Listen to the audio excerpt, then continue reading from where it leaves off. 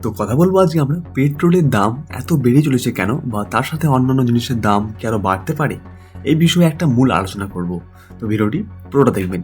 তো কথা বলবো আজকে পেট্রোল পাম্পে গেলে এখন মানুষ অবাক হয়ে যাচ্ছে, প্রতিদিন যেন একটু একটু করে বাড়ছে তেলের দাম। হ্যাঁ, ঠিক শুনেছেন, পেট্রোলের দাম আবার বেড়েছে। কথার মানে আমি বললাম আপনাকে, বাইক ভরাতে গেলেই 500 টাকার জায়গায় লাগছে 700 টাকা। এটা একটা ধরে নিন একটা অ্যামাউন্ট। তো এখানে মেন প্রশ্ন হচ্ছে যে হঠাৎ কেন এত বাড়ছে পেট্রোল ও ডিজেলের দাম? এর পিছনে কি যুদ্ধ, ইরান ইসরায়েল কনফ্লিক্ট, না রাশিয়া ইউক্রেন যুদ্ধ, নাকি এর পিছনে রয়েছে আরো বড় আন্তর্জাতিক ও অর্থনৈতিক খেলা? তা এই ভিডিওতে পুরো বিষয়টা আমরা আলোচনা করব। তো আজকে আপনি বলবো যে যাতে আপনি বুঝতে পারেন কেন আপনার প্রতিদিনের খরচ বাড়ছে, কেন বাজারে সব কিছুর দাম বাড়ছে, আর আগামী দিনে পরিস্থিতি আরও খারাপ হবে কিনা সেটা পুরোপুরি বলবো। তা এই ভিডিওতে শেষ পর্যন্ত দেখুন। তো মেন এবার কথাতে আসি যে আমাদের ভারত এই সমস্যায় পড়েছে কেন। প্রথমে একটা গুরুত্বপূর্ণ বিষয় বুঝতে হবে যে ভারত পৃথিবীর অন্যতম বড় তেল ব্যবহারকারী দেশ। হ্যাঁ, ভারত একটা সবচেয়ে বড়, অন্যতম বড় তেল ব্যবহারকারী দেশ, কিন্তু সমস্যা হলো ভারত নিজের প্রয়োজনীয় তেলের বেশিরভাগই বিদেশ থেকে কিনে আনে।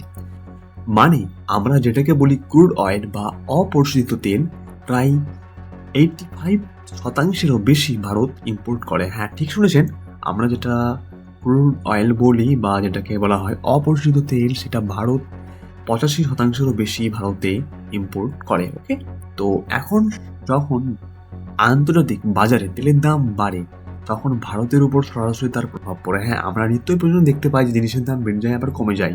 তো এর পেছনে কি রয়েছে? কিন্তু বিশেষ বিশেষ করে মধ্যপ্রাচ্যে যদি যুদ্ধ বা উত্তেজনা তৈরি হয় তাহলে পুরো বিশ্বে তেলের সাপ্লাই নিয়ে আতঙ্ক তৈরি হয়। হ্যাঁ, ঠিক শুনেছেন, কারণ সৌদি আরবিয়া, ইরান, ইরাক এবং ইউএই এই দেশগুলো থেকে বিশ্বের সবচেয়ে বড় অংশের তেল সরবরাহ হয়।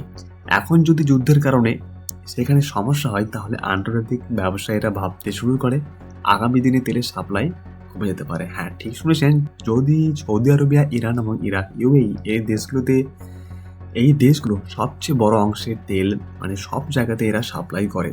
যদি যুদ্ধ হয় বা অন্য কোনো প্রবলেম হয় তো সেটা সাপ্লাই সেখান থেকে কমে যেতে পারে, আর তখনই বাজারের দাম বাড়তে শুরু করে। হ্যাঁ, ঠিক এই কারণেই ইরান ইসরায়েল কনফ্লিক্ট বা রাশিয়া ইউক্রেন যুদ্ধের খবর এলেই বিশ্ববাজারে তেলের দাম লাফিয়ে বাড়ে। হ্যাঁ, শুনেছেন, তেলের দাম খুব তাড়াতাড়ি বেড়েছে, কারণ আপনার এই আগামী দিনেই দেখেছি এই দু একদিনের মধ্যেই যে পেট্রোলের দাম প্রায় 2 থেকে 3 টাকা আপ হয়েছে।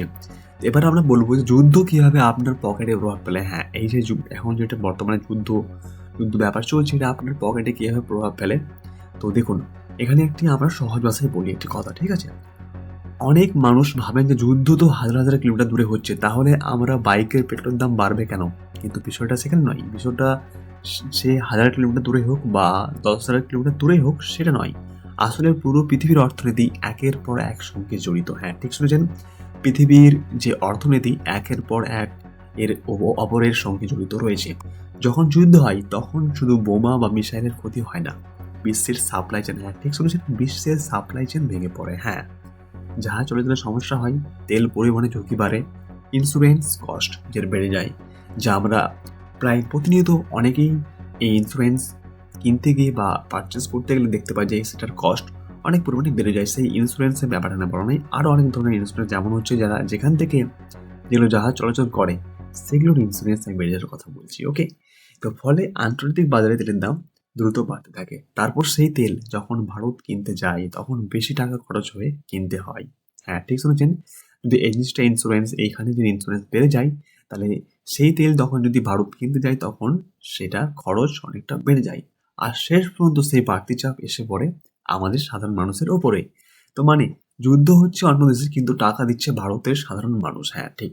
তো এবার হচ্ছে ডলারের দাম বাড়ানোর বড় প্রভাব। এখানেও একটা তেলের দাম বা এখানেও অনেক ধরনের জিনিসের দাম জড়িয়ে রয়েছে। এখন আসছে আর একটা বড় কারণে, সে হচ্ছে ডলারের দাম। শুনুন এবার, ভারত যখন বিদেশ থেকে তেল কেনে তখন টাকা দিয়ে নয়, মার্কিন ডলার দিয়ে কিনতে হয়। হ্যাঁ, ঠিক আছে, না আমাদের যে ইন্ডিয়ান কারেন্সি সেটা কিন্তু অন্য দেশে সেটা সেখানে মানে অ্যাকসেপ্টেবল হয় না। সেটাকে অ্যাকসেপ্টেবল করার জন্য সেটাকে প্রথমে ডলারে কনভার্ট করতে হয়। সেই ডলারের দাম যদি বেশি থাকে, আমাদের ইন্ডিয়ান কারেন্সি যেমন দাম এখন বর্তমানে বেড়ে গেছে, $1 সমান ধরুন এখন ডলার হচ্ছে 95 রুপিস, সেটা যদি পরিবর্তিত 100 রুপিস হয়ে যায় তো তাহলেই স্বাভাবিকভাবে এখানকার যে ইম্পোর্ট কস্ট সেটা খুব বেড়ে যায়। হ্যাঁ, খুব বেড়ে যায়। আর সেই বাড়তি খরচ শেষ পর্যন্ত সাধারণ মানুষের উপর চাপিয়ে দেওয়া হয়। কিসের মাধ্যমে? ট্যাক্সের মাধ্যমে। এখন শুধু পেট্রোল নয়, ডিজেল, গ্যাস, পরিবহন সবকিছুর খরচ বাড়তে শুরু করে। তো এবার হচ্ছে আমরা কথা বলবো সরকারের ট্যাক্স। সরকারের ট্যাক্স হচ্ছে কতটা এখানে দায়ী সেটাও নিয়ে কথা বলবো একটা। এখন যদি সবচেয়ে বিতর্কিত বিষয় সেটা হলো ট্যাক্স। অনেক অর্থনীতিবিদ বলেন যে ভারত পেট্রোলের দাম একটা বড় অংশ এটা আসলে ট্যাক্স। মানে আপনি যে ১০০ টাকা দিয়ে পেট্রোল কিনছেন তার একটা বড় অংশ যায় কেন্দ্র বা রাজ্যে সরকারের ট্যাক্স হিসেবে। এর মধ্যে রয়েছে এক্সাইজ ডিউটি, ভিএটি এবং অন্যান্য চার্জ। তাই অনেক সময় আন্তর্জাতিক বাজারে তেলের দাম কমলেও দেশের শেয়ারের দাম কমে না। হ্যাঁ, ঠিক শুনছেন। আন্তর্জাতিক যদি বর্তমানে আবার দাম কমে যায় তো পেট্রোলের দামে খুব একটা বেশি কমে যাওয়ার দেখা দেয় না। কারণ সরকার ট্যাক্স কমাতে চায় না। এখানেই আপনি ফাঁদে পড়ে যান। সরকার ট্যাক্স একবার বেড়ে গেলে সরকার সেই ট্যাক্সটাকে কমাতে চায় না। সরকারের যুক্তি হলো এই ট্যাক্স, এই টাকা দিয়ে রাস্তা, প্রকল্প, উন্নয়নের কাজ হয়। কিন্তু সাধারণ মানুষের প্রশ্ন, যদি আন্তর্জাতিক বাজারে দাম কমে তাহলে সাধারণ মানুষ পুরো সুবিধা কেন পাবে না? এই হচ্ছে কথা।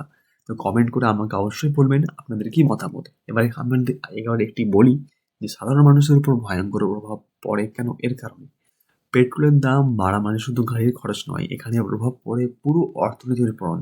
যেমন ট্রাক, বাস, ডেলিভারি ভ্যান, অটো ইত্যাদি যা জ্বালানির উপর নির্ভর করে সব কিছুর উপরেই প্রভাব পড়ে। স্বাভাবিকভাবে দাম বাড়ে, অনলাইন ডেলিভারি চার্জ, বাস ভাড়া, ট্রান্সপোর্ট কস্ট, এমনকি খাবারের দামও বেড়ে যায়। সবচেয়ে বেশি সমস্যার মধ্যে পড়ে মধ্যবিত্ত এবং নিম্নবিত্ত মানুষরা। তো এবার হচ্ছে প্রশ্ন, ভিডিওর শেষের দিকে প্রায়। ওকে, তো আশা করি ভিডিওটি বুঝতে পেরেছেন। এবার আমরা বলি যে এখন বড় প্রশ্ন হলো আগামী দিনে কি আরও পেট্রোলের দাম বাড়বে? হ্যাঁ, এটাই দেখা বাকি। এখানে কিছু বিশেষজ্ঞরা রয়েছে, তাদের মতে যদি মধ্যপ্রাচ্যের পরিস্থিতি আরও খারাপ হয় আর আন্তর্জাতিক বাজারে তেলের দাম কমে যায় তাহলে সামনে আরও বড় মূল বৃদ্ধি দেখা যেতে পারে। হ্যাঁ, ঠিক শুনেছেন। যদি সাপ্লাই চেইন কমে যায় আর মধ্যপ্রাচ্যের পরিস্থিতি আরও খারাপ হয় তাহলে আরও দাম বাড়তে পারে। তবে ট্যাক্স যদি কমায়, যদি আমাদের দেশ ট্যাক্স কমায় বা রাজ্য যদি ট্যাক্স কমায় তাহলে আন্তর্জাতিক বাজারে কিছুটা শান্ত হয়, তাহলে মানুষ কিছুটা স্বস্তি পেতে পারে। হ্যাঁ, যদি ট্যাক্স কমা দেবে তো আপনাদেরও দামটা কিছু কমবে। এখন আপনাদের মতামত কি? পেট্রোলের দাম বাড়ার সঙ্গে সবচেয়ে দায়ী কে? যুদ্ধ, আন্তর্জাতিক বাজার নাকি সরকার ট্যাক্স পলিসি? তো কমেন্ট অবশ্যই করবেন। আর ভিডিওটি ভালো লাগলে পরে লাইক, শেয়ার এবং কমেন্ট করুন এবং আপনাদের পরিবারের সাথে একটি ভিডিওটি শেয়ার করে দিন। আর গুরুত্বপূর্ণ বিশ্লেষণ সবার আগে পেতে সাবস্ক্রাইব করে রাখুন আমাদের এই চ্যানেল। তো ধন্যবাদ। এই ভিডিওটি কেমন লাগলো অবশ্যই কমেন্ট করে জানাতে ভুলবেন না। দেখা হচ্ছে নেক্সট ভিডিওতে।